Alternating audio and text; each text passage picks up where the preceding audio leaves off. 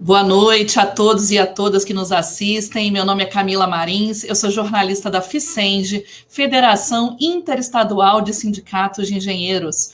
O tema da nossa live de hoje é China, crise mundial e conflitos geopolíticos, com o professor da Universidade Federal da Bahia, Jorge Almeida. Bem-vindo, Jorge. Muito obrigada por aceitar o nosso convite. Boa noite, Camila. Boa noite a todos e todas. E agradecer aqui o convite da FICENGE para essa oportunidade de estar dialogando com vocês sobre esse tema tão importante, né, na atualidade. Para a gente começar a nossa conversa de hoje, Jorge, queria que você falasse um pouco como o Brasil se posiciona na atual disputa de hegemonia no mundo. Bom, veja bem, o Brasil está com uma posição bastante complexa, né? Especialmente porque, se considerarmos que os dois principais polos dos conflitos internacionais de hoje são os Estados Unidos e a China, o Brasil está numa situação bastante complicada. Por quê? O governo brasileiro fez uma opção que tem uma origem muito mais ideológica do que do ponto de vista de preferências de relações que possam eventualmente trazer algum benefício para o Brasil. O governo brasileiro não tem um projeto nacional, não tem um projeto de afirmação de interesses nacionais diante do cenário internacional. Conjunto da política desenvolvida pelo governo brasileiro, tanto interna como externa, é de piora do quadro de dependência econômica e política brasileira, de modo geral, que já era grave, né? O Brasil é um país que nunca conseguiu efetivamente enfrentar essa situação de dependência econômica e política, situações um pouco melhores ou piores nas relações internacionais, mas nunca conseguiu enfrentar isso. E hoje está diante da seguinte situação: tem uma opção de política externa em geral e política diplomática em particular, preferencial em relação aos Estados Unidos, de uma maneira que nunca teve, de forma tão submissa, nas questões que estão na pauta internacional. De modo geral, o Brasil tem se posicionado a favor da política dos Estados Unidos de Trump, não é qualquer política dos Estados Unidos. E, por outro lado, muitas vezes, inclusive, de uma forma muito isolada, né, em relação a outros países do mundo, mesmo quando os Estados Unidos ficam isolados, o Brasil tende a seguir a política estadunidense. Mas, por outro lado, o principal parceiro econômico do Brasil hoje é a China, que é o principal desafiante dos Estados Unidos no cenário internacional. E o principal parceiro econômico, tanto do ponto de vista do comércio, das trocas comerciais, especificamente, como também a China vem sendo, nos últimos anos, o principal exportador de capitais para o Brasil, tanto na forma de investimentos diretos, como de financiamentos. Então, o Brasil fica aí numa posição bastante estranha, porque o discurso do governo em geral é fundamentalmente pró-Estados Unidos e as relações econômicas são preferenciais em relação à China. Como nós sabemos, Bolsonaro, durante sua campanha eleitoral, em 2018, fez um discurso anti-chinês de forma sistemática. Ele, inclusive, afirmava que a China não só estava comprando no Brasil, mas comprando o Brasil, e chegou ao, vamos dizer assim, ao absurdo do que pode ser uma posição simbolicamente negativa, política e simbolicamente, né, especialmente simbolicamente negativa em relação à China, que foi visitar Taiwan. Né? Eu acho que o máximo de agressão que se pode fazer à China, do ponto de vista político diplomático, é uma visita a Taiwan, na medida que a China reivindica Taiwan justamente como parte da China, e o único critério assim absolutamente indispensável para a China manter relações diplomáticas com qualquer país é justamente o reconhecimento desse país, da China como única, da República Popular da China, como única China. Então, Bolsonaro chegou ao cúmulo de visitar Taiwan. Mas logo depois, ele foi, vamos dizer assim, em relação a essa questão da China, pelo menos, tutelado pelo grande capital brasileiro, que, na sua maior parte, depende das relações econômicas com a China, especialmente das relações comerciais e, principalmente, num dos setores que foi base muito forte de apoio a Bolsonaro na sua campanha eleitoral, que é o setor de primário exportador em geral, e particularmente o agronegócio, né, o latifundiário do agronegócio e da mineração, né, o setor de produção mineral, etc. Então, essa é a contradição que está. Né? Ele faz um discurso ideológico, mas o grande capital brasileiro, inclusive aquele que é base, né, de Bolsonaro, está menos interessado em discursos ideológicos mais delirantes e mais interessado, evidentemente, nos seus ganhos econômicos. Então, Bolsonaro acaba realizando uma política econômica que é, em relação à China, né, uma política de relações econômicas, etc., que é continuidade, né, no fundamental, continuidade do que já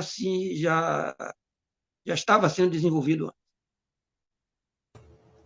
Perfeito, muito obrigada, professor. Quero aqui anunciar a presença da diretora da Mulher da Vicente, Simone Bahia, da engenheira e diretora do Sindicato dos Engenheiros de Volta Redonda, Neide Aparecida Santos, também da engenheira e diretora do Sindicato dos Engenheiros de Sergipe, Marina Franca, engenheira também e do Sindicato dos Engenheiros da Paraíba, Alméria Carniato. Bem-vindas e bem-vindos. Bem, professor, você falou aí da contraditoriedade desse governo federal, que, por um lado, faz discursos anti-China, mas mantém relações econômicas, principalmente de sua base política, e também falou do alinhamento de algumas questões na pauta internacional. Que questões seriam essas?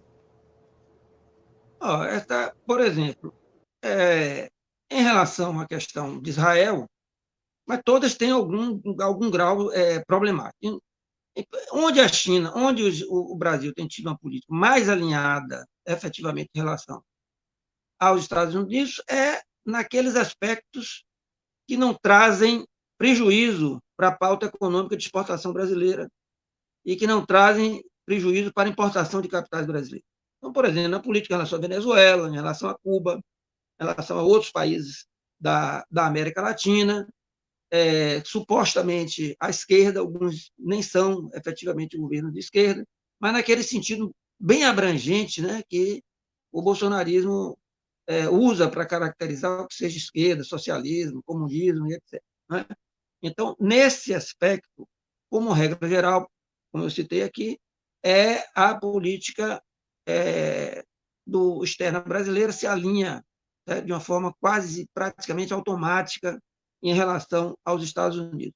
Em outros, enfrenta alguns graus de contradição. Então, eu falei aqui, por exemplo, Israel, o Brasil faz todo um discurso ultra favorável também em relação a Israel, mas não conseguiu levar as últimas consequências, uma das promessas da campanha também, né, de Bolsonaro, que foi a transferência da embaixada brasileira para Jerusalém.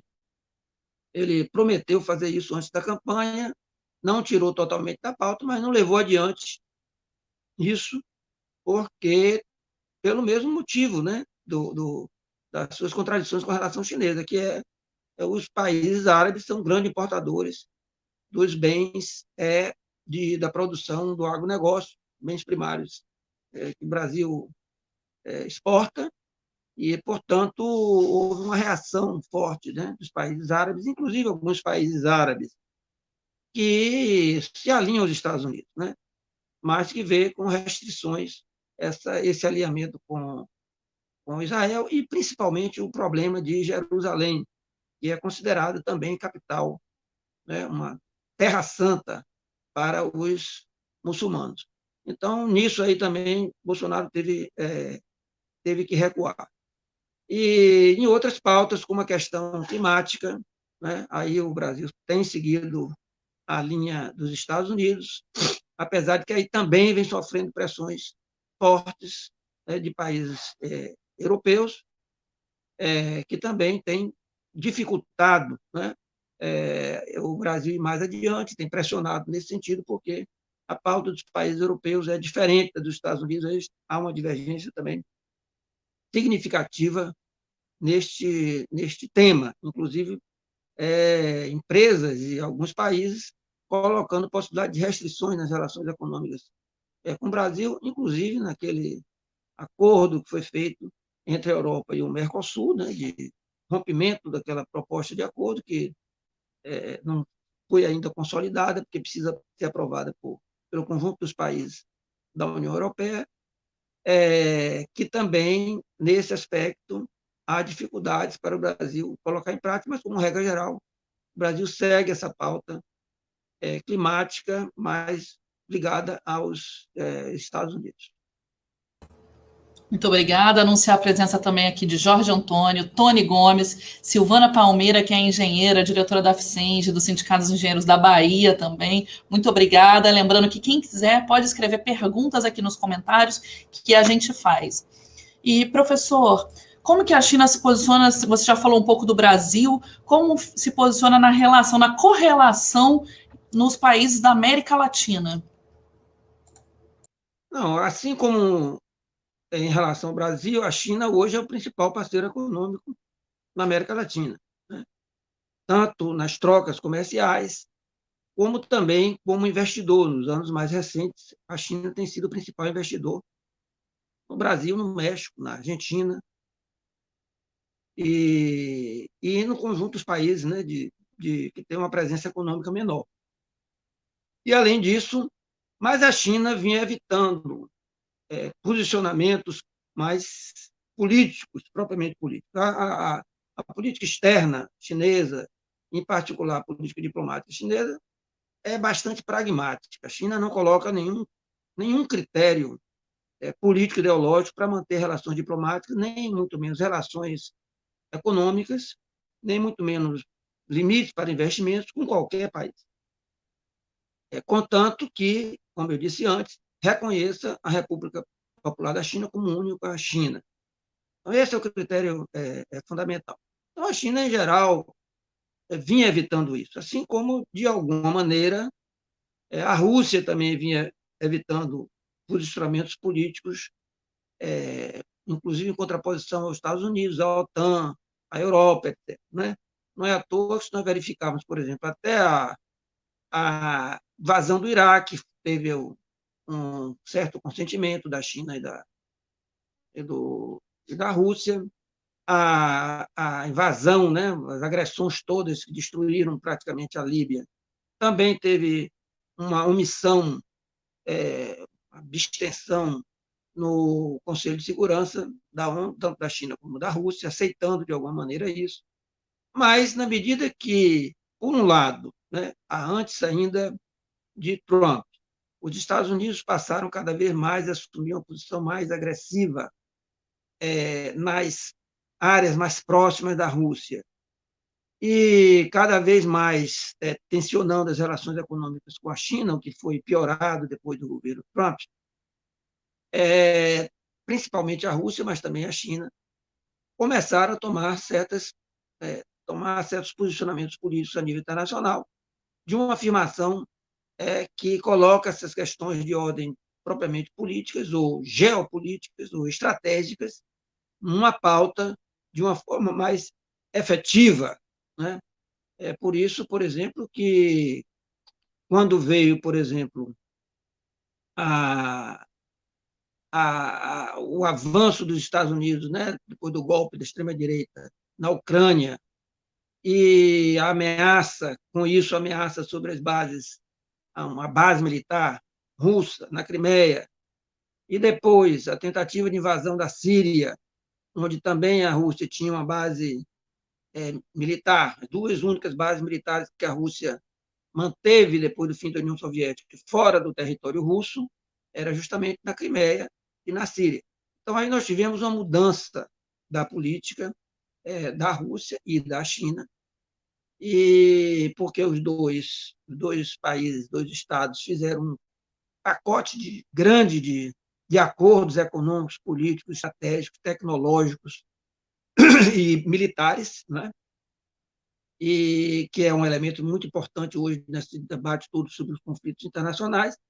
Então, a partir daí, a Rússia teve uma mudança completa, né, de posicionamento internacional e tratou antes de tudo, defender os seus espaços militares externos. Então, justamente aí é que a Rússia anexou a Crimeia, estimulou o separatismo no leste da Ucrânia e colocou tropas diretamente dentro da Síria para defender o governo de Bashar al-Assad. Então, e por outro lado, a China e a Rússia fizeram um conjunto de pacotes de acordos que eram, digamos assim, inéditos do ponto de vista de toda a história da China e da Rússia, porque, historicamente, a China e a Rússia mantiveram sempre muito mais relações atritadas do que boas relações, mesmo depois da Revolução Russa, inclusive depois da Revolução Chinesa, o período de boas relações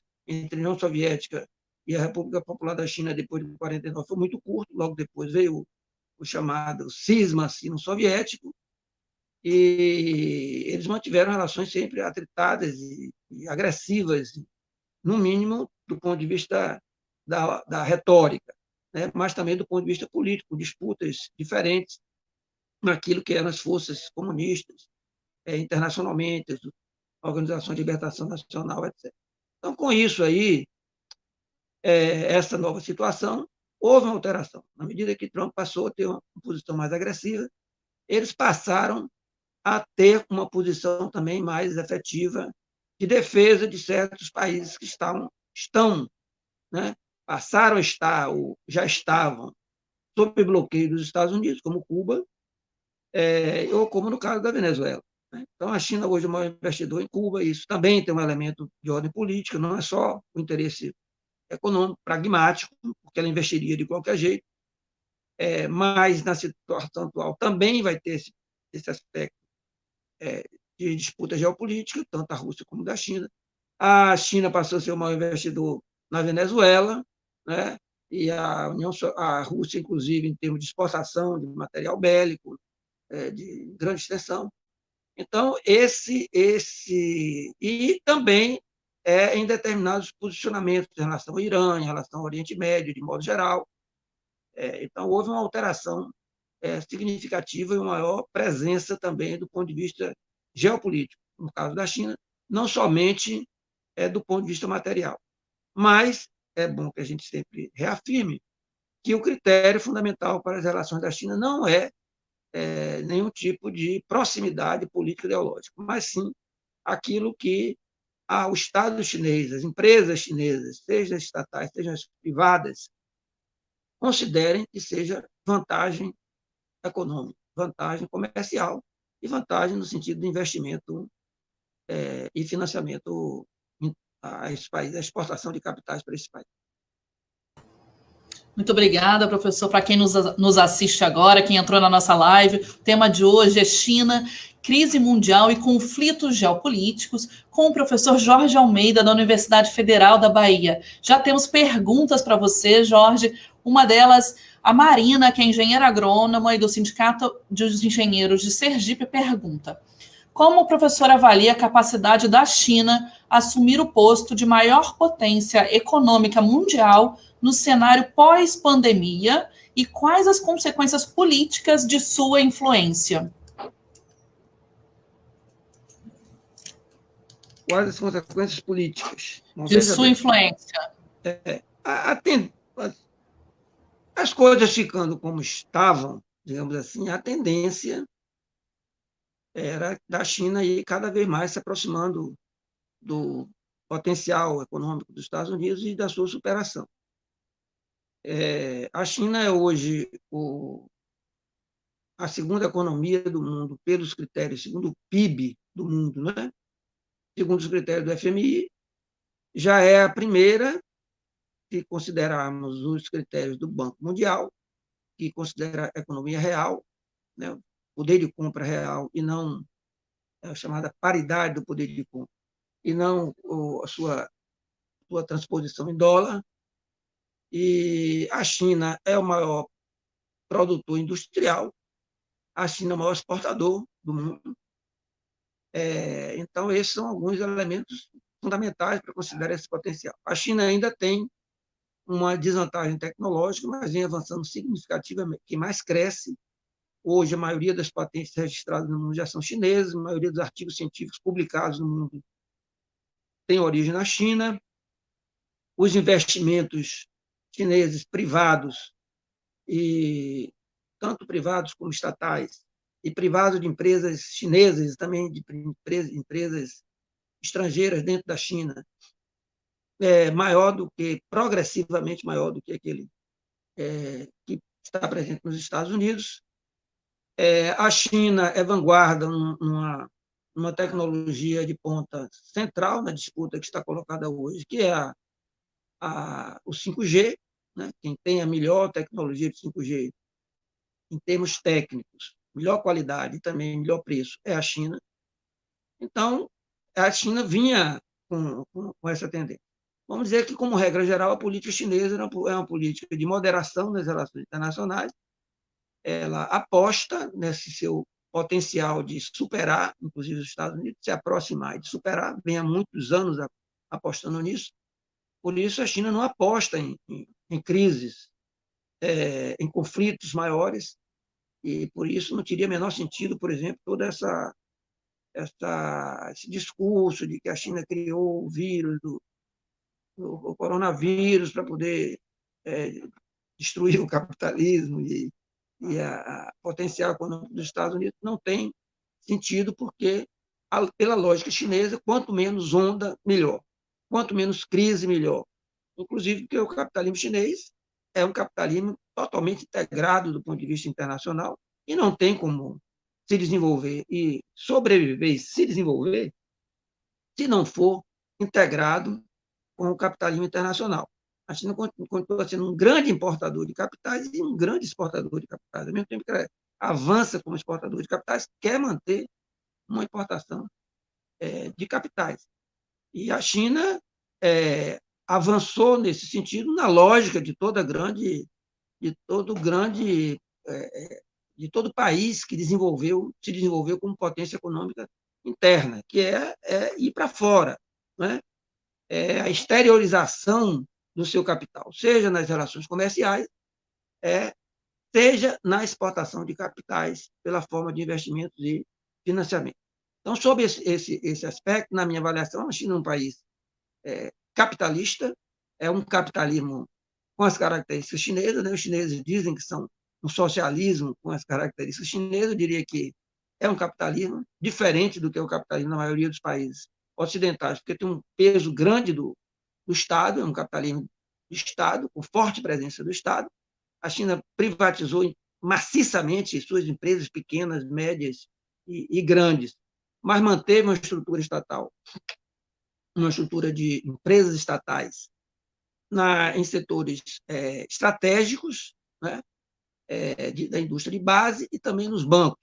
Mas essas empresas estatais são todas empresas que estão abertas, né? Todas ou quase todas estão abertas ao capital privado, estão na Bolsa de Valores, têm acionistas estrangeiros, inclusive os 4 maiores bancos da China, que hoje estão entre os maiores, o maior banco do mundo hoje é chinês. Esses são bancos que têm ações, né, sob o controle de bancos ocidentais, o que faz com que todas essas empresas funcionem dentro da lógica do capitalismo, que é a lógica do lucro, evidentemente, senão eles não estariam associados, não estariam disputando, comprando e vendendo ações na Bolsa de Valores, no mercado de ações, como em qualquer outro país. Então, sob esse ponto de vista, a China vinha avançando. Então, a pandemia, é que ela vem aí. A pandemia chega, em primeiro lugar, num momento de crise do capitalismo. Não sei se a gente tem condições de aprofundar muito esse aspecto da crise, mas a nossa leitura é de que o mundo vive uma crise estrutural do capitalismo aí há muitos anos, né? Desde o começo da final, entre o final da década de 60 e o começo da década de 70, iniciou-se uma crise do capitalismo que é diferente daquelas anteriores, porque ela não foi sucedida por um grande ciclo de crescimento, né? Do desenvolvimento econômico. Não. Então, nós tivemos de lá para cá uma série de pequenos ciclos de crescimento e recessões e pequenas depressões, etc., sem nenhum grande ciclo de crescimento, portanto, uma crise mais permanente, vamos dizer assim, que autores como Mesaros, etc., classificam como uma crise estrutural do capitalismo. Essa crise chegou grande pico em 2008. Né? Há uma série de análises que mostravam que, pouco antes do ataque às Torres Gêmeas, essa crise ia estourar, mas o ataque às Torres Gêmeas alterou o cenário do ponto de vista político e econômico favoravelmente aos Estados Unidos. Inclusive porque os Estados Unidos passaram a investir muito do ponto de vista militar, e nós sabemos que esse keynesianismo militar tem sido um instrumento dos Estados Unidos, sistematicamente, um instrumento que os Estados Unidos usa para estimular o processo econômico. Então, com aquilo ali, essa crise que ia estourar ali mais ou menos no final do milênio, começo do novo milênio, ela acabou sendo prorrogada e estourou em 2008 com a chamada crise a partir do subprime, que também tem tudo a ver com a crise do capital financeiro, etc.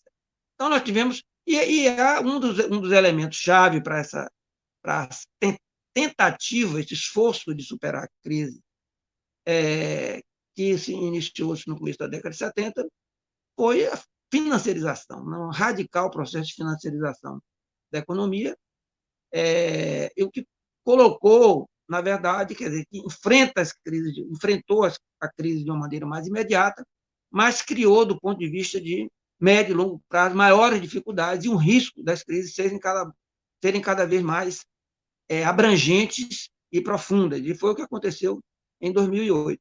Então, agora, 2008 então, atinge todo mundo, inclusive a China, mas atinge menos a China, atingiu a China, que a China vinha tendo crescimento econômico de até 12% ao ano de crescimento do PIB, e teve uma queda, né, que já estava se aproximando, já estava em torno de 6%, né, para a previsão, antes da pandemia, para esse ano de 2020. Né, aí 6%, talvez um pouco menos. Então, é evidente que agora... Então, a China teve menos dificuldade, porque tem uma vantagem competitiva em relação aos outros países, porque a política econômica chinesa não é neoliberal, é um capitalismo, certo? Em qualquer sentido que a gente possa efetivamente analisar, todas as relações da sociedade chinesa hoje estão baseadas penetradas, interpenetradas pela lógica do capitalismo, relações econômicas, sociais, da sociabilidade, né? Do ponto de vista ideológico, no incentivo do individualismo, do enriquecimento, como diz Deng Xiaoping, enriquecer é glorioso. E essa é uma palavra de ordem que fez com que a China tivesse hoje uma quantidade enorme de bilionários, centenas de milionários, e uma grande concentração de capitais. Mas, por outro lado, com essa presença maior que tem do Estado, essa capacidade maior de regulação, de incentivo econômico do Estado, a China tem melhores condições de suportar as crises. Né? E, por outro lado, a China também tem uma característica demográfica própria, um imenso território com a população maior do mundo, o que dá sempre uma margem ainda de crescimento econômico interno. Então, quando veio a crise de 2008, a China, que tinha uma produção fundamentalmente voltada para a exportação de mercadorias industrializadas, ela alterou um pouco isso de duas maneiras. Uma é ampliando o mercado interno, não é? E uma outra é aprofundando a exportação de capitais, ou seja, de investimentos chineses fora da China.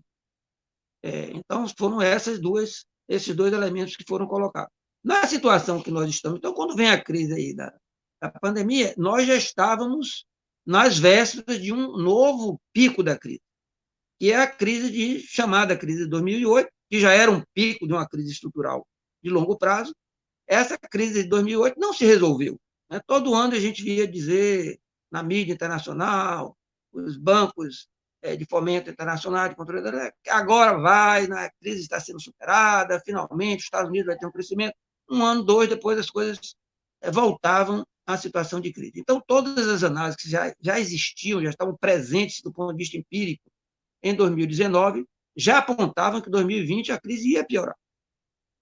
Então, a pandemia veio assim para se somar a isso, se fundir com o processo de crise que já existia e potencializar radicalmente essa crise. Então, a crise não foi criada pela pandemia, mas foi potencializada, evidente, pela pandemia.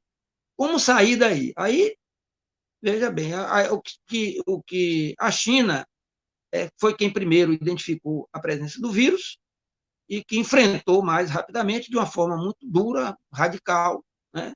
Que os países não fizeram, porque as potências europeias relaxaram em relação a isso, achavam que não era uma coisa tão séria assim, que não precisava fazer um isolamento duro, os Estados Unidos a mesma coisa, o discurso da gripezinha, a Inglaterra a mesma coisa, a Itália, a Espanha, a França, todos eles relaxaram um pouco em relação a isso e demoraram, né, criaram, permitiram criar um caldo de cultura para que o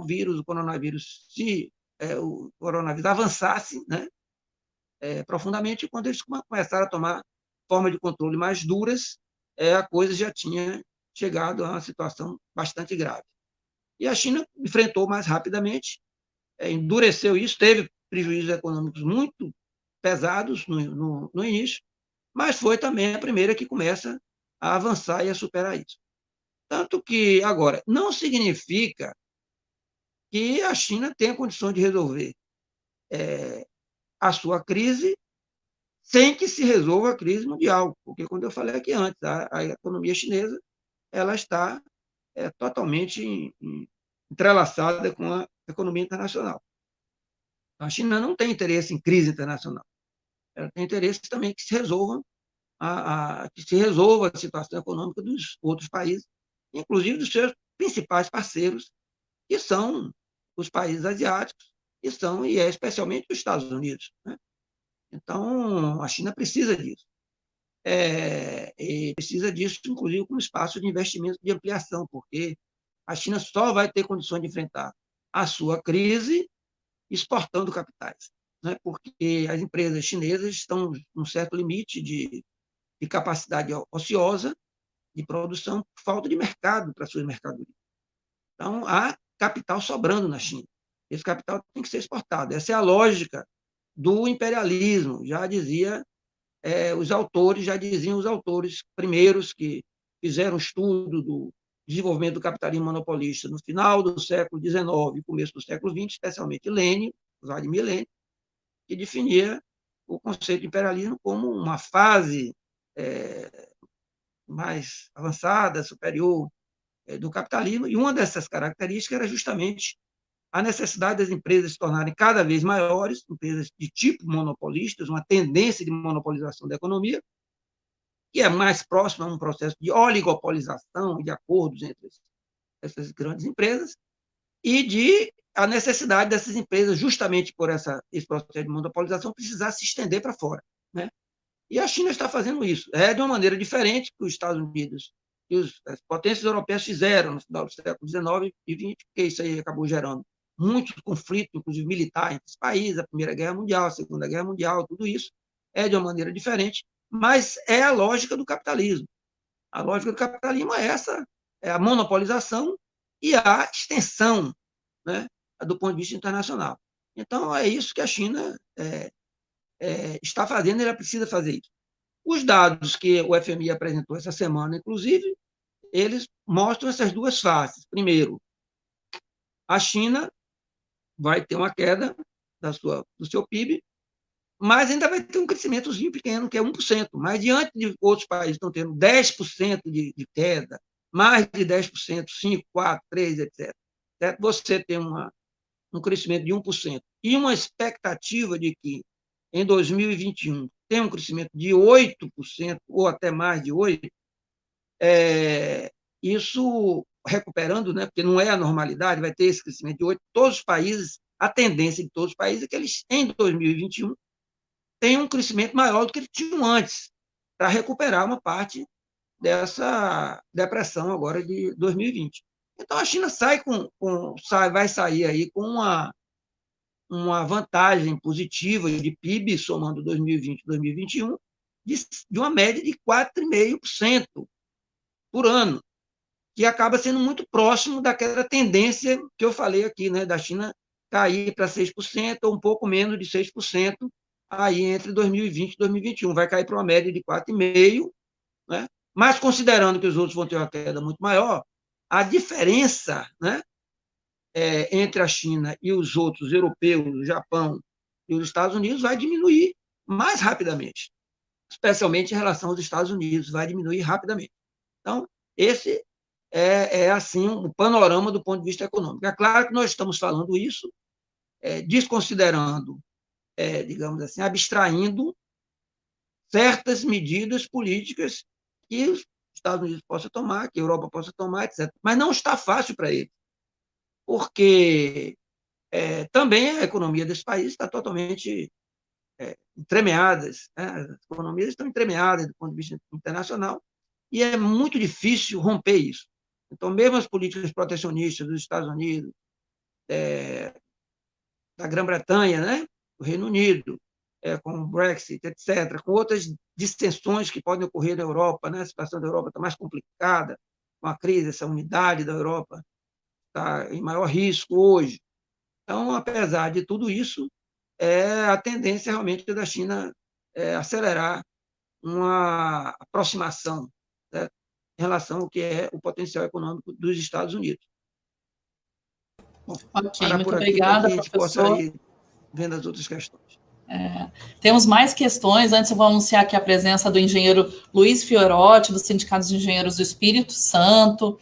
Temos também a Joselita Lopes Santana, Tainá Rafaela Silva, do Coletivo de Estudantes da FICENGE, do Sindicato Jovem do Paraná, e o Defonso Madruga, que é presidente do Sindicato dos Engenheiros de Rondônia. Temos uma pergunta aqui, que é do Biratã Félix, que é vice-presidente da FICENGE, presidente do Sindicato dos Engenheiros da Bahia. Ele pergunta: a China se define como um Estado socialista, porém existem no país grandes conglomerados privados e muitos bilionários.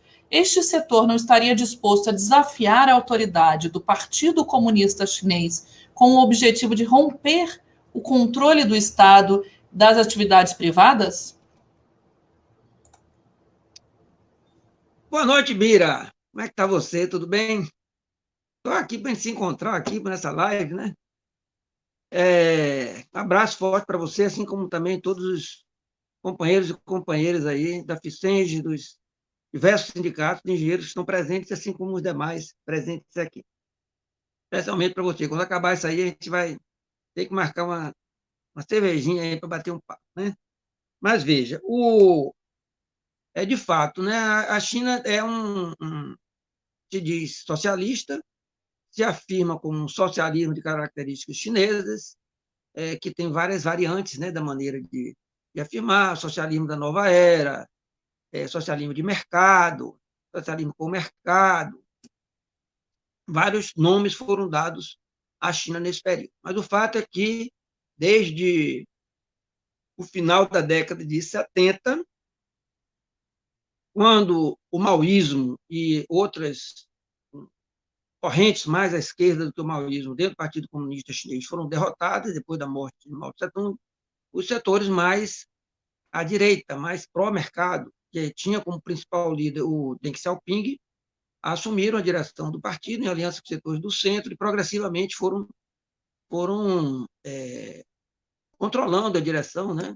Ganhando a direção do partido, que é um partido-estado, né? Na verdade, que o Estado chinês decide, aquilo que o partido decide previamente e depois, vamos dizer assim, homologa na Assembleia Nacional.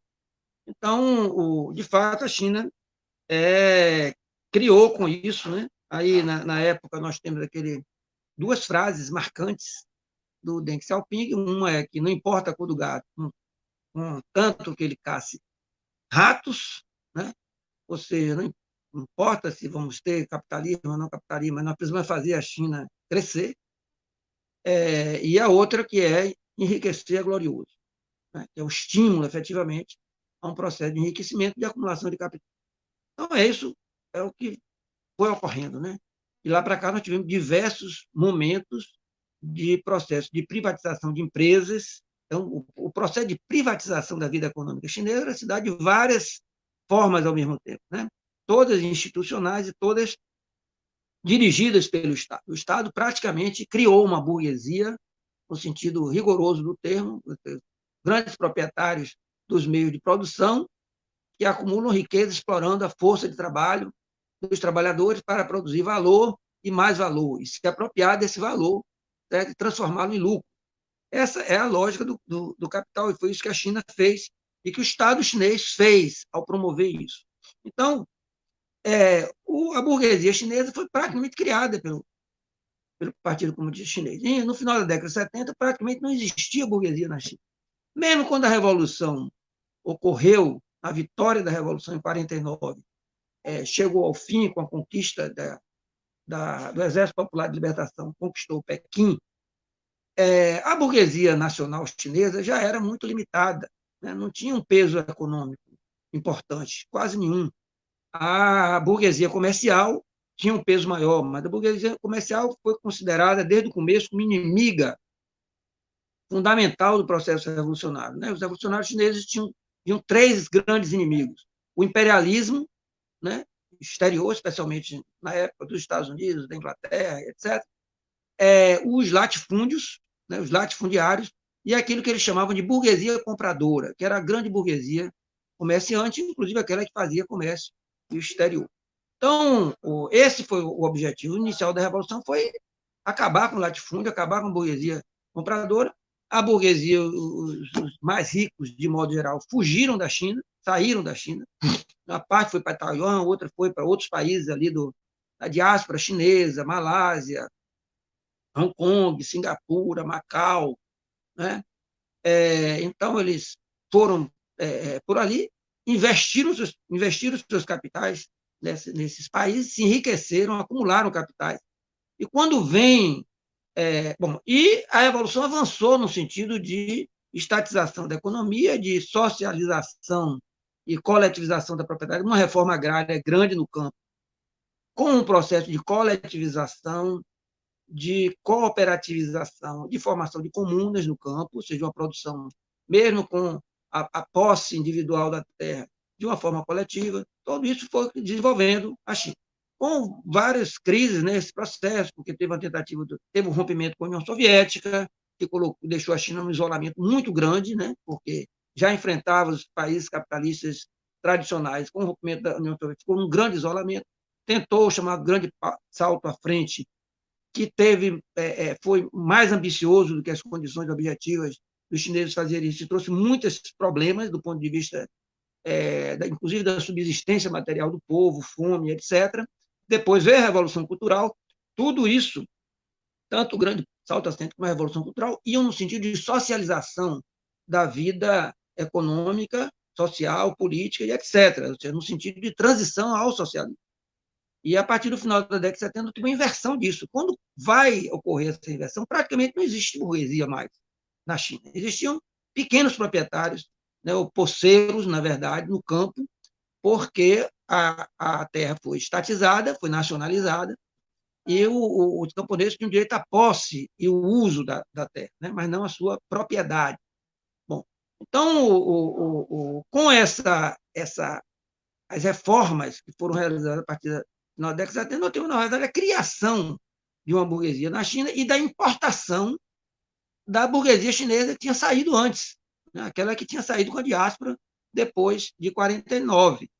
Então, grande parte dos investimentos que passaram a chegar à China, a China abriu as zonas especiais para o investimento estrangeiro de modo geral, mas, especialmente no começo, os maiores investidores foram justamente os chineses que tinham saído antes, aqueles que tinham sido praticamente expulsos com a Revolução e que tinham optado para ir para fora e foram chamados, tá? E voltaram porque era uma viagem lucrativa. Assim também como os grandes capitais do mundo inteiro, do Japão, os capitais europeus, dos Estados Unidos, passaram a ver que investir na China era lucrativo, pela lógica também do capitalismo, né? Que tem a ver com a tendência daquela taxa do lucro e daquela ampliação, tendência de expansão do tipo imperialista. Então, todos foram lá com esse objetivo. Então, criou-se aí, efetivamente, uma burguesia, se desenvolveu uma burguesia. Então, nesse sentido, as contradições que estão presentes entre o Estado chinês, dirigido pelo Partido Comunista, e a grande burguesia chinesa, por enquanto, não são contradições tão importantes, porque o Estado continua sendo um regulador da economia, continua sendo incentivo à economia, continua sendo um respaldo disso, não só em termos de financiamentos, como garantia de uma infraestrutura, de controle da classe trabalhadora, inclusive do operariado industrial, no sentido de disciplinar esses trabalhadores para garantir uma maior produtividade, o que podemos responder mais adiante aí. Nem sempre ocorre como previsto, porque existe luta de classe também na China, os trabalhadores estão em luta, os trabalhadores reivindicam, fazem greves. Nos últimos anos, o país onde houve mais greve foi na China, apesar dela estar proibida desde 1982, né, que foi justamente sob a direção de Deng Xiaoping, que se proibiu-se o direito de greve. Antes existia, né, até ali. Então, as contradições, eu acho que, no momento, não apontam para isso. O que aponta, na verdade, é que há cada vez mais uma presença da burguesia dentro do Partido Comunista, seja como pessoa física, porque não há impedimento dos burgueses serem filiados do Partido Comunista, seja também porque há influência na política econômica e na sustentação dessa política que está aí. Porque há uma regulação, mas é uma regulação, como o próprio sistema chinês reconhece, é uma regulação de mercado, né? Ou com o mercado, ou combinado com o mercado. Então, existe um planejamento, existem os planos quinquenais, mas não são mais aquele planejamento do tipo soviético, né? E que a China teve durante o seu período inicial, até o final da década de 70, aquele plano, né, econômico mais organizado, mais centralizado. Então, hoje não é, então é um planejamento bastante flexível que leva em consideração, fundamentalmente, as possibilidades de desenvolvimento do mercado, da ampliação do mercado, do avanço das empresas chinesas. Porque a lógica do Estado chinês hoje não é a lógica da construção do socialismo, é a lógica de um nacional desenvolvimentismo, de um keynesianismo forte, né, e de um nacional desenvolvimentismo com o objetivo nacionalista, de fazer da China uma grande potência econômica mundial, e sob esse aspecto está dando resultado. Quem está sofrendo mais do ponto de vista mais geral é esse avanço da desigualdade social que tem ocorrido na China. Obrigada, professor.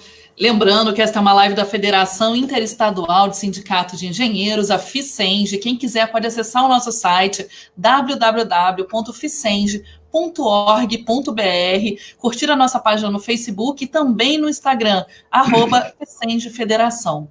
Temos aqui muitas perguntas para você. Acho que esse tema suscita muitas dúvidas, muitas questões, principalmente diante da atual crise mundial que o mundo vive, né? E uma delas é do Ildefonso Madruga, que é de Rondônia. Ele pergunta: o que o Brasil pode fazer, no seu entendimento, é claro, para ter o melhor proveito estando entre dois titãs como Estados Unidos e China? O Brasil tem alguma alternativa? Bom, veja bem. A alternativa do Brasil é construir uma política de independência nacional. Eu acho assim, ou se o Brasil não enfrentar o problema da dependência, não só em relação, não é especificamente em relação à China, só fazendo parênteses, todo o discurso que o Bolsonaro faz, uma parte do discurso que o bolsonarismo faz em relação à China tem uma base real, porque, de fato, a China tem uma relação, tipo, na minha interpretação, tipo imperialismo-dependência com o Brasil. O Brasil é cada vez mais um país dependente em relação à China. O problema deles é que eles só veem um problema na China, não vê de conjunto. Toda a economia brasileira está submetida a isso. Todos os países, seja aqueles do imperialismo histórico, né, europeu, seja os Estados Unidos, seja o Japão, seja a China, todos têm uma relação no Brasil desse tipo. Então, a presença chinesa, nos últimos anos, né, especialmente, o comércio Brasil-China começa a crescer aí, ter um crescimento já importante, mesmo que ainda pequeno, nos 2 últimos anos do governo FHC. E cresce bastante no governo de Lula e Dilma. Né? Depois, quando chega o governo Temer, falou-se muito que se houvesse o golpe, como houve o golpe, né, isso ia ter prejuízos do ponto de vista econômico, porque a China iria romper com Temer, não ia aceitar o golpe, ou porque Temer não ia aceitar manter relações com a China, etc. Todo discurso ideológico, no caso, vindo mais do que seria setores da esquerda, no sentido amplo do termo, né? E falaram muito sobre isso. O que veio acontecer depois é que ampliou-se a relação do Brasil com a China com Temer. Né? O primeiro país que Temer visitou foi a China. Né? Então, ampliou-se, porque há uma lógica econômica que os governos não vão conseguir superar em relação a isso. Depois, com Bolsonaro, a mesma coisa, falou-se a mesma coisa, mas houve uma série de atritos na campanha, há até hoje, né? Todo dia que a gente vê esses atritos. Nós vimos agora, por exemplo, nos últimos meses, como aumentou os atritos retóricos entre a China e setores do bolsonarismo, né? Inclusive o filho do presidente, Eduardo Bolsonaro, o ministro das Relações Exteriores, falando um monte de bobagem, etc, etc. Nesse período, aumentou a importação. Os chineses aumentaram a importação. E mundo falando, não, mas a China vai retaliar. A gente vê muito isso, né, na mídia, essas análises muito rápidas de uma série de uma blogosfera ainda vinculada ao PT, etc. Muitas vezes repete é um discurso que não tem uma base material. Então, aqui haveria um rompimento disso e tal e tal. Pois bem, nos 4 primeiros semestres, né, primeiro quadrimestre, aumentou a exportação brasileira para a China. A China aumentou a importação em relação ao Brasil. O Brasil diminuiu a exportação para todo o resto do mundo. E, no fim, o balanço comercial caiu apenas 2%, porque a China aumentou muito, né, a sua importação. E, em maio, de novo, aumentou mais ainda, em relação aos meses anteriores, em relação a um ano anterior. Então, há uma lógica de interesses materiais aí que está acima desse discurso.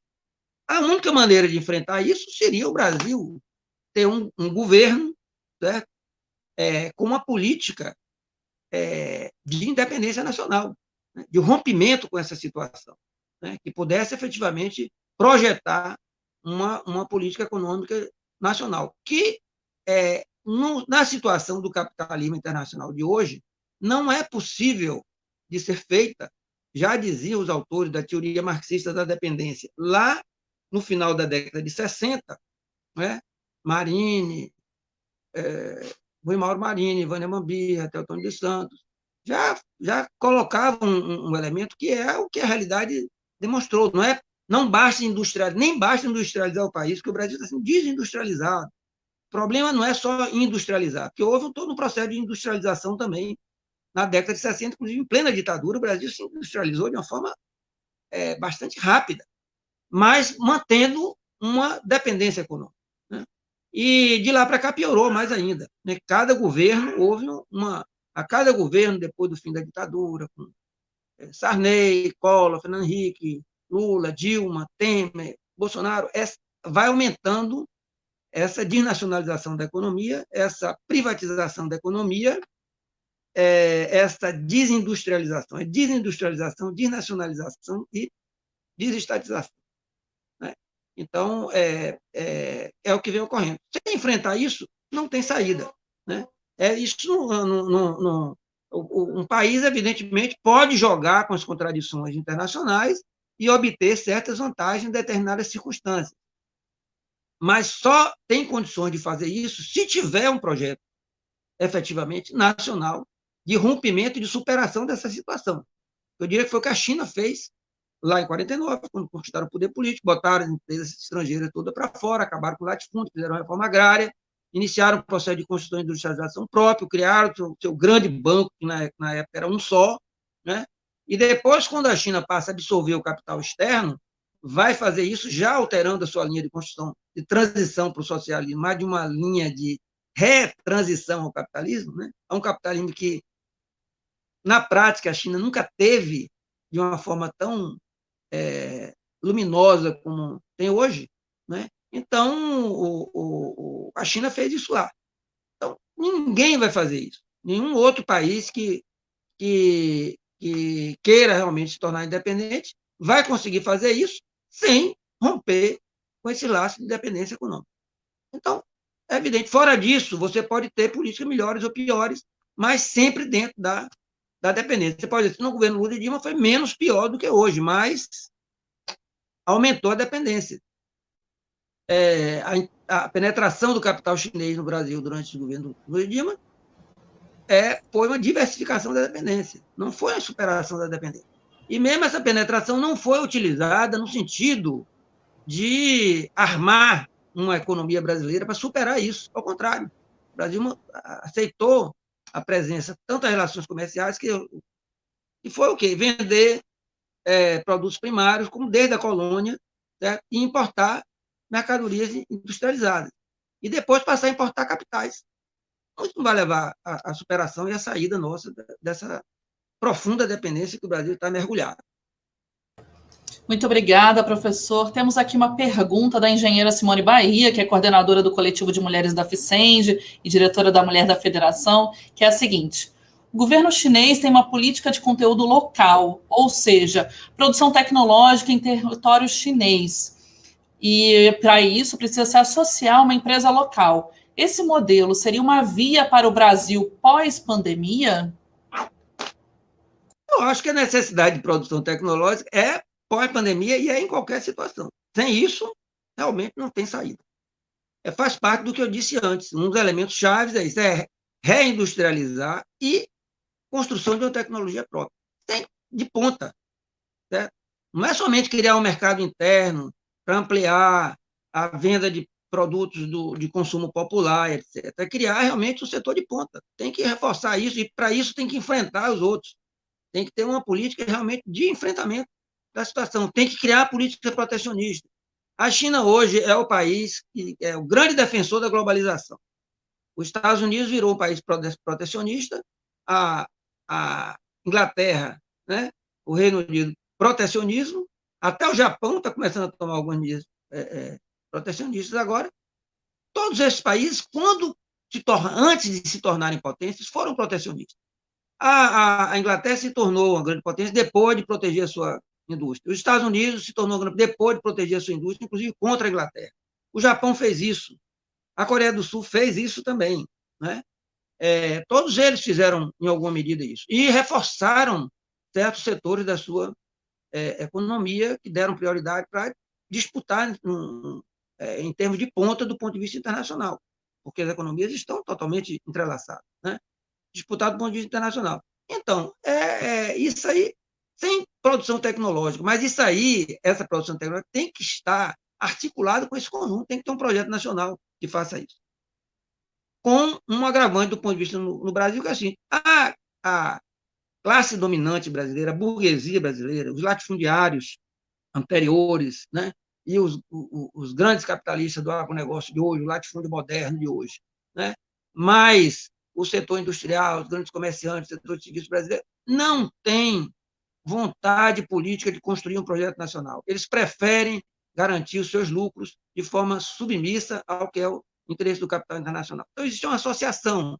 Eles optaram não por construir um projeto nacional, mas se associarem de forma submissa, né, subjugada ao capital internacional. E a elite política, a mesma coisa. Né? Então, a elite política em geral, né, acabou optando por esse rumo. Mesmo a elite política que surgiu do âmbito de forças de esquerda, do movimento dos trabalhadores, etc., acabaram também aceitando essa lógica.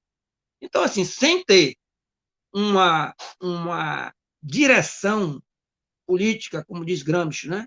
Intelectuais orgânicos, uma força política organizada, um intelectual coletivo que promova esse processo de transformação social, não será possível a gente fazer nada disso. Nem indústria, nem tecnologia nacional, nem superação da dependência, nem acabar com a desigualdade, nem acabar com a fome. Vai ser sempre uma política que melhora um pouquinho a fome, depois piora, etc. Como está aqui, que fica dependente de quem governa, etc. Não é um projeto nacional. E, efetivamente, só quem pode ter interesse de fazer isso no Brasil, de hoje, já de alguns anos, né, são os trabalhadores. Né? Se os trabalhadores e as trabalhadoras não se organizarem, não construírem um projeto para superar isso, nós não vamos superar, porque esperar a classe dominante, econômica, dominante no Brasil, e essa elite política que nós temos, essa elite intelectual que existe no Brasil, cultural, etc., é um fracasso atrás do outro. Obrigada, professor. Antes da gente encaminhar para o encerramento, eu vou fazer duas perguntas que chegaram aqui, se o senhor puder responder nesse mesmo bloco.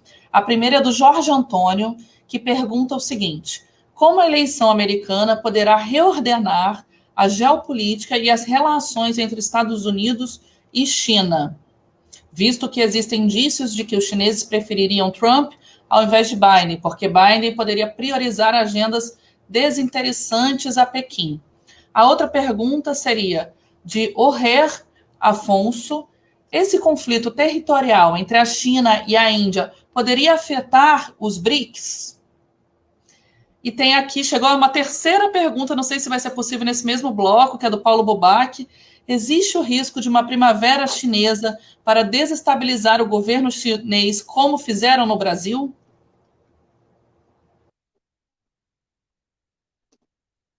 Bom, é um bocado de pergunta, vamos lá. Jorge Antônio, se for o que eu conheço, é meu aluno. Nós temos um grupo de pesquisa aqui na Bahia que está pesquisando China, inclusive um grupo de iniciação científica que discute as relações do Brasil com a China, viu, Bira? A gente pode conversar sobre isso também.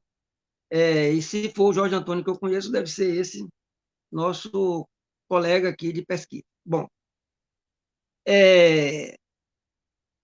primeiro, eleição nos euros. Essa eleição dos Estados Unidos se pode reordenar e tal. Em tese, sim.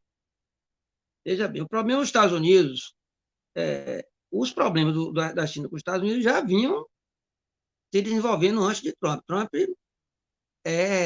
precipitou isso. Eu escrevi um artigo em 2015, onde eu avaliava que a tendência era de uma bipolarização, que é o que efetivamente com Trump se precipitou. O mundo vive hoje uma bipolarização imperialista, ou interimperialista. De um lado está os Estados Unidos, do outro lado está a China aliada com a Rússia, né? Dois polos, e essa bipolarização não vai esmaecer.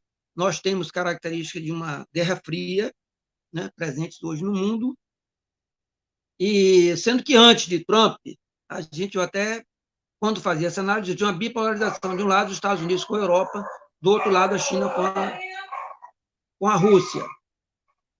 Se vocês ouviram os cachorrinhos aqui, são nossos parceiros aqui de casa. Bom, mas a política agressiva de Trump, né, um protecionismo e com medidas, inclusive, de bloqueios e de dificultar os processos de relações econômicas dos países europeus, etc., acabou afastando também a Europa. Então, os Estados Unidos ficou isolado nesse aspecto. Né? O que pode acontecer com a queda do Trump? Que é possível. Né? É possível uma coisa rara nos Estados Unidos. São raríssimos os casos em que um presidente não consegue se reeleger. Né? Há nos Estados Unidos direito a uma reeleição, e, como regra geral, eles conseguem se reeleger. Mas, se continuarem os dados, como está a pesquisa, o comportamento que o Trump está tendo na pandemia, até pode perder.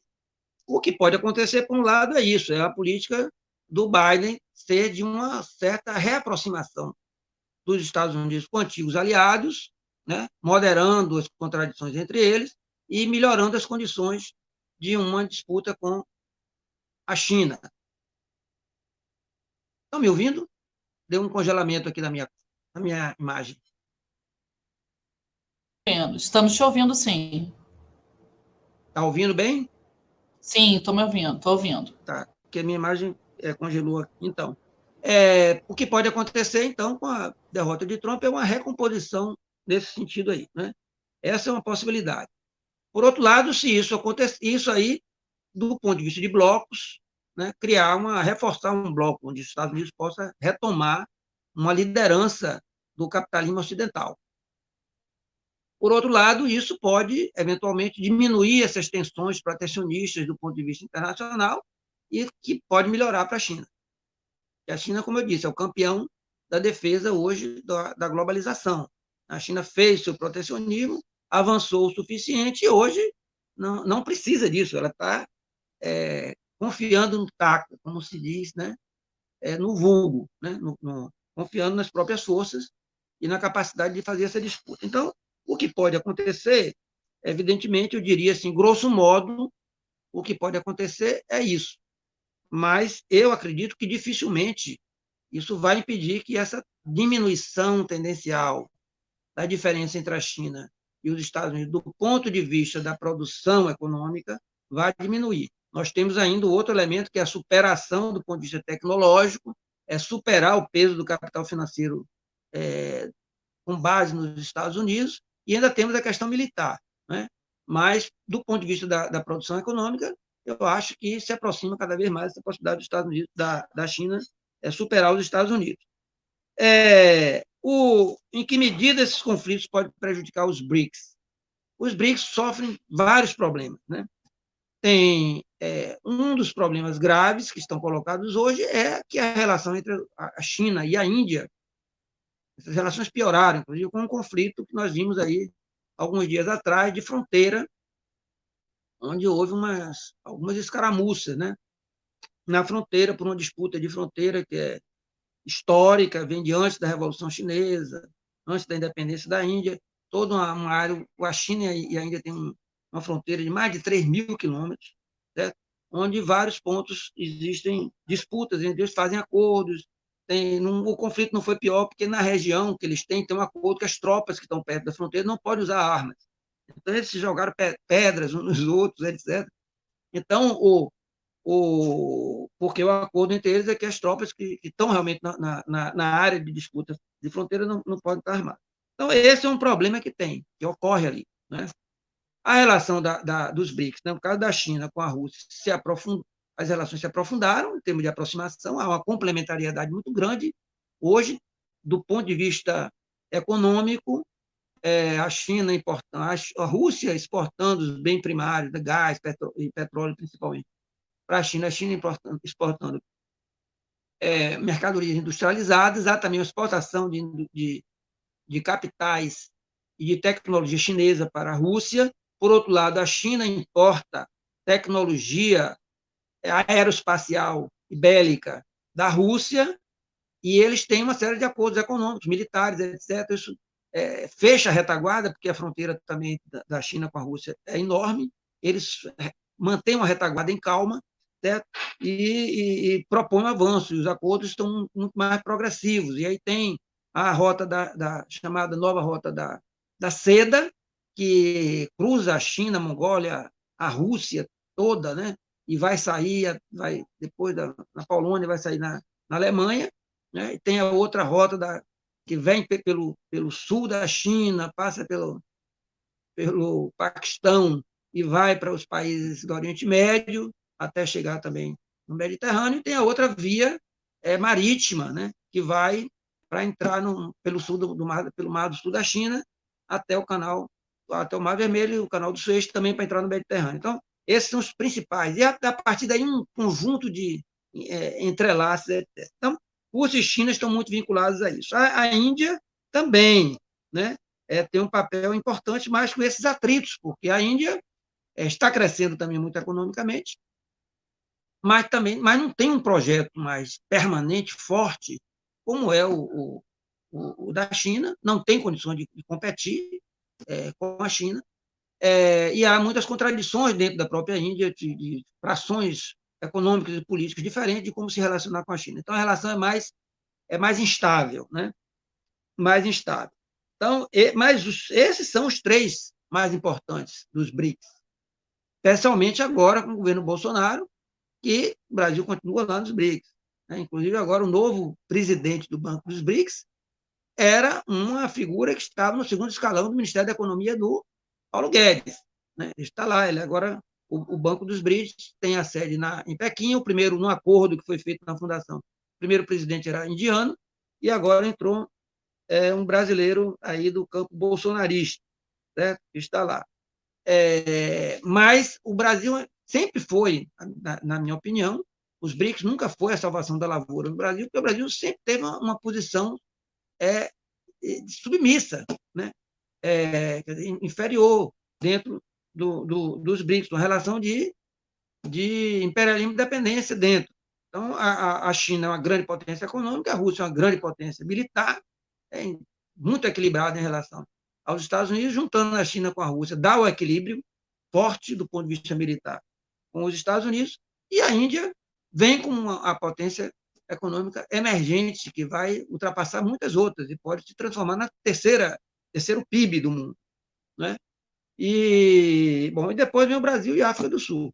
Então, isso aqui tudo cria, os BRICS ficaram em segundo plano. Eu diria hoje, os BRICS estão meio num segundo plano como tal. A prioridade da China é a Rússia, são os países asiáticos e a construção da nova rota da seda, que é em direção à Europa, à África, etc. Então, essa é a prioridade. E a relação aqui, nas Américas, ficou uma relação cada vez mais bilateral. Né? A China, ao mesmo tempo que está aqui junto nos BRICS, a China teve um papel importantíssimo no enfraquecimento do Mercosul, porque enfraqueceu as relações do Brasil com a Argentina, especialmente com os outros países, porque a China tem relação direta com todos eles, né? E relações fortes com o Brasil e com a Argentina, enfraqueceu as relações. A relação da China com o Brasil, da China com a Argentina, enfraqueceram, né? As relações dentro do Mercosul, e está levando o Mercosul realmente a um esvaziamento muito grande. Então, os BRICS já estão afetados, né, sob esse ponto de vista. E a última pergunta foi, eu comecei a anotar aqui, não terminou, o risco de um processo de quê? A última pergunta é do Paulo Bubac, ele diz o seguinte: os Estados Unidos têm usado a estratégia das guerras híbridas para derrubar governos que não se submetem aos interesses e controle do imperialismo. Existe o risco de uma primavera chinesa para desestabilizar o governo chinês, como fizeram no Brasil? Bom, o risco existe. Como fizeram no Brasil, muito difícil, né? Porque foi fácil no Brasil, né? Realmente não houve resistência. No Brasil não existia a construção de um projeto nacional que tivesse sustentação. Não tinha uma burguesia nacional que tivesse a fim de sustentar o governo, não tinha uma massa de trabalhadores a fim de sustentar o governo. E por isso que caiu daquele jeito. Né? Então, eu acho que agora o risco existe. Não diria para derrubar o governo da China, mas digamos, os interesses estrangeiros na China estão mais focados em algumas regiões. Eles já botaram mais fé nisso, né? Quando houve a queda do Muro de Berlim e o fim da União Soviética, criou-se uma expectativa nas potências ocidentais que o avanço da penetração do capitalismo na China pudesse levar a acontecer o que aconteceu na União Soviética. Lê do engano, porque o Partido Comunista Chinês é um partido que tem um projeto nacional, não é mais o socialismo, mas é um projeto nacional fortíssimo. Né? E eles têm um controle sobre a sociedade muito grande, um regime autoritário, não há efetiva democracia para os trabalhadores, e eles conseguem promover esse processo de acumulação de controle e também com uma emulação ideológica. É evidente, o crescimento da China aumentou a desigualdade social, mas diminuiu a pobreza. Né? A extrema pobreza na China está acabando, aquelas situações de miséria estão acabando. Não é o fim da pobreza, que se confunde muito uma coisa com a outra. A pobreza ainda é enorme na China e vai continuar ainda sendo, mas é aquela pobreza remediada. As pessoas conseguem sobreviver razoavelmente, apesar de aumentar a desigualdade social e não haver políticas públicas efetivas. Na China não tem uma política de habitação como Minha Casa Minha Vida, não tem um sistema de saúde como o SUS, não existe sistema. Não tem uma previdência social como a do Brasil, é muito mais precária, grande parte é capitalização, a maioria da previdência chinesa é fundo de pensão, capitalização, né? Não é ainda a própria família que sustenta os idosos, como no campo, que ainda tem pouco menos da metade da população chinesa ainda está no campo. Então, é isso aí ainda. É evidente que há uma tendência de polarização social. Como eu falei aqui, a China é um país onde houve mais greves nos últimos anos, apesar de ser proibido desde 82. Isso contribuiu para a melhoria salarial dos trabalhadores, de condições de vida, que eram estupidamente selvagens, né? Depois do final da década de 70 até recentemente, isso tem diminuído, né? O grau de... A renda dos trabalhadores está melhorando, tem muitas polêmicas sobre isso aí, mas é semelhante à do Brasil. Muitos já dizem a renda média dos trabalhadores da China está igual ao Brasil. Claro, do Brasil é péssima, né? Então, a do Brasil piorou, a da China, mas a da China melhorou, né? Então, o problema é saber até onde vai isso. É evidente que existe uma polarização social, e isso o partido está preocupado, por isso que ele precisa melhorar as condições de vida, precisa diminuir o problema ambiental, né, que é muito grave, e são as duas prioridades que foram aprovadas no último congresso do Partido Comunista Chinês, justamente a questão ambiental e a diminuição da desigualdade, né, para poder diminuir as tensões internas. Mas eles têm 3 problemas de ordem regional, que é o problema com o território de maioria muçulmana, que há um estímulo de separatismo lá, que é o problema na região do Dalai Lama, não é? Então, existe ali um tensionamento também nesse sentido, mas eles estão investindo forte do ponto de vista econômico para estimular o processo econômico, com isso ganhar essas populações para o apoio ao regime, e ao mesmo também com repressão a qualquer tentativa de avançar em torno disso. E o terceiro é Hong Kong, que é um território chinês, né, que há o direito da China de ter esse território soberano, foi um último território que ficou ocupado pelos ingleses, né, por um acordo feito lá antes da Revolução Chinesa, da Revolução de 49, que o Partido Comunista Chinês resolveu esperar completar os 100 anos, 99 anos, de acordo para a presença inglesa, e acabaram, para a saída dos ingleses, fazendo esse acordo de transição, chamado Um País, Dois Sistemas, e que é um foco também de presença de tensões, etc. Mas eu não acredito que tenha condição de gerar nem queda de governo, nem queda de regime como um todo. É evidente que tem esses tensionamentos locais, etc., mas eu não acho que isso tenha condições de ter um resultado realmente efetivo, de levar a uma queda do regime, etc. Isso aí pode, pelo menos aqui, no período que nós podemos olhar até o horizonte, né? Depois a gente não sabe o que o processo de luta social, de luta de classe que vai se desenvolver na China, etc., como é que isso vai desembocar, aonde a gente realmente não pode prever, porque esse é um problema que está presente para o mundo todo, né? Mas, do ponto de vista imediato, não vejo assim uma Muito possibilidade. obrigada, professor.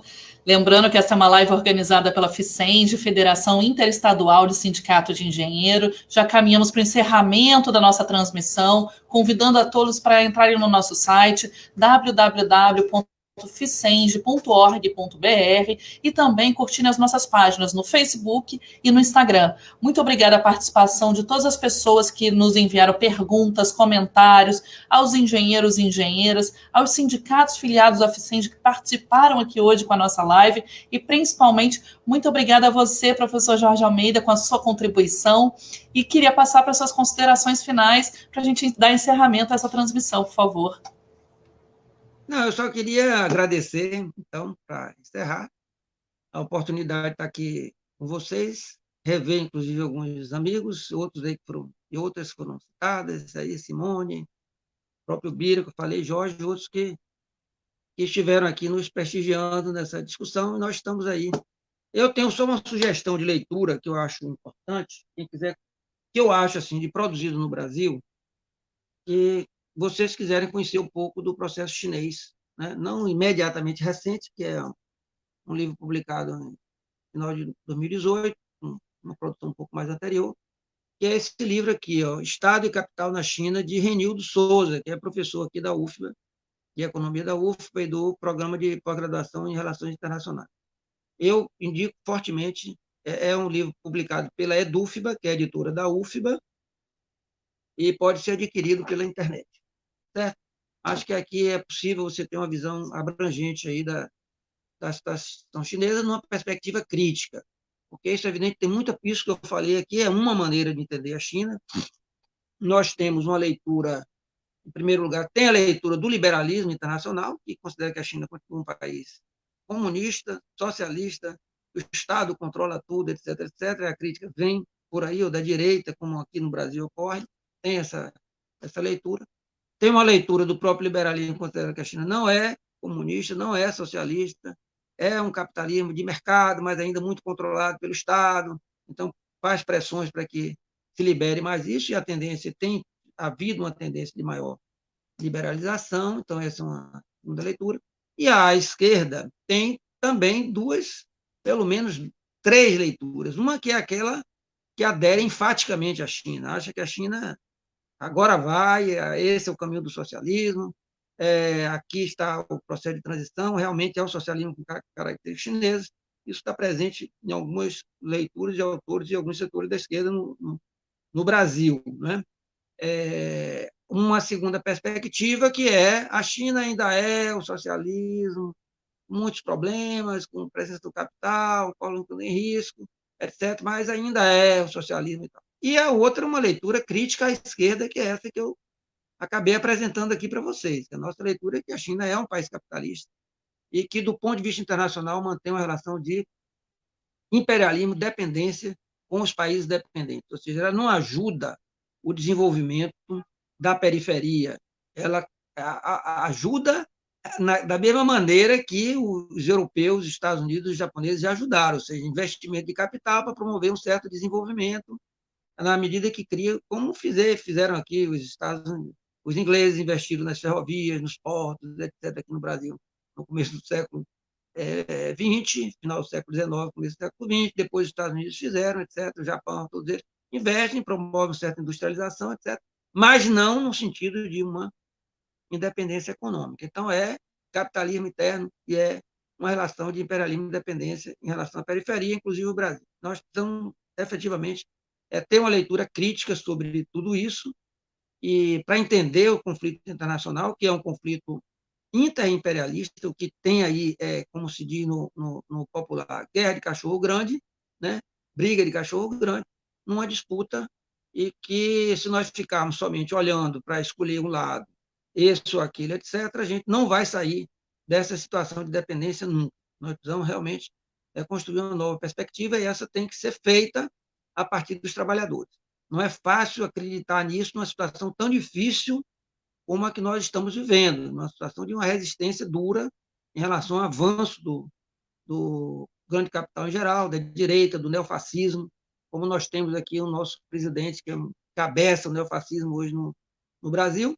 Não é fácil a gente falar e acreditar nessa possibilidade, mas é a única possibilidade realista, vamos dizer assim, por mais difícil e irrealista que possa parecer, não existe possibilidade realista de você imaginar a superação da saída do Brasil da situação que está, continuando fazendo mais ou menos o que tem feito nos últimos anos, ou seja, um neodesenvolvimentismo rebaixado, que mantém a dependência, etc., também não será a solução para o nosso problema. Nem esse entreguismo absoluto que nós estamos vendo aqui com Bolsonaro vai resolver, menor chance, piora grave, nem um neodesenvolvimentismo que nós tivemos no período mais recente, que combina um desenvolvimentismo fraco com o neoliberalismo, certo? Que acaba também enfraquecendo a nossa economia do ponto de vista estrutural, especialmente se nós levarmos em conta que há toda uma competição internacional.